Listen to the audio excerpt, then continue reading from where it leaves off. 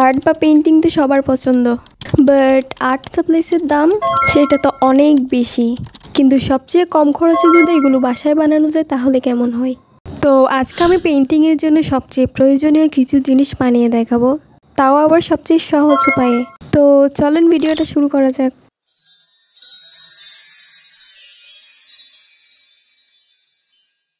প্রথমেই আমি একটা ক্যানভাস বানাবো, আর এই ক্যানভাস বানানোর জন্য আমাদের লাগবে একটা কাগজ, কার্ডবোর্ড আর গ্লু। তো এইখানে আমি কিছু কেটে রাখা কার্ডবোর্ডকে কাগজের সাথে গ্লু দিয়ে ভালোভাবে লাগিয়ে নিচ্ছি।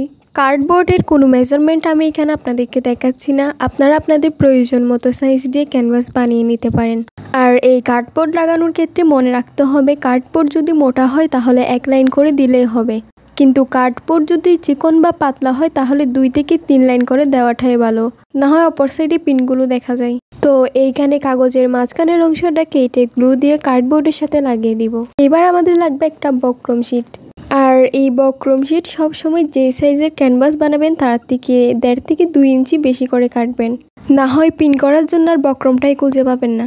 যাই হোক, এইখানে কার্ডবোর্ডগুলো লাগানোর পর আমি এখন পিন করে নিব।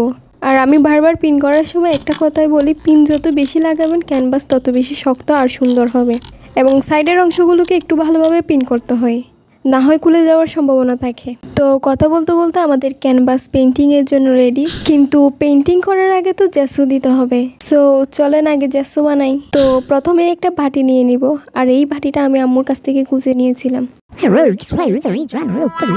তো জেসু বানানোর জন্য আমাদের প্রথমেই লাগবে চক পাউডার, তারপর লাগবে গ্লু এবং একটু পানি। তো এইখানে আমি প্রথমে চক পাউডারের সাথে কিছুটা পানি মিক্স করে নিব। এবার এই দুইটা উপকরণকে ভালোভাবে মিক্স করার পর এখানে খানিকটা গ্লু মিশিয়ে নিব। এইবার এই 3টা উপকরণকে ভালোভাবে মিক্স করার পর আমাদের হোমমেড জেসু ব্যবহারের জন্য রেডি। তো চলেন এটাকে এবার ক্যানভাসে ব্যবহার করা যাক। জেসু দেওয়ার আগে প্রথমে ক্যানভাসে পানি স্প্রে করে নেবেন, তাহলে জেসুটা ভালোভাবে বসবে। ক্যানভাস আর জেসু তো দেখলাম, বাট পেইন্টিং শেষে এটাকে দীর্ঘদিন ঠিক রাখার জন্য তো কিছু দিতে হবে। তো চলেন এবার আপনাদেরকে বার্নিশ বানিয়ে দেখাই। তো বার্নিশ বানানোর জন্য আমাদের প্রথমেই লাগবে একটু গ্লু আর একটু পানি। এবার একটা বাটিতে গ্লু নিয়ে নিব, তার সাথে একটু পানি অ্যাড করে দিব। আপনাদের কাছে ফেভিকল গ্লু থাকলে ওইটা ইউজ করতে পারেন, আমার কাছে আপাতত এইটা আছে বলে আমি এইটা ইউজ করতেছি। তো এই দুইটা উপকরণ ভালোভাবে মিক্স হয়ে গেলে আমাদের বার্নিশও রেডি। এইবার এটাকে একটা ক্যানভাসে ইউজ করে দেখাই। এই পেইন্টিংটার ভিডিও হয়তো আপনারা আগে আমার শর্ট ভিডিওতে দেখেছিলেন। এইটাতে বার্নিশ করা হয়নি, তাই ভাবলাম এইটাতে বার্নিশটা করে দেখাই। তো আমি এইটাতেই বার্নিশটা ইউজ করতেছি। তো আজকের ভিডিওটা আপনাদের কেমন লেগেছে জানাবেন, আর চ্যানেলটা সাবস্ক্রাইব করে দিন।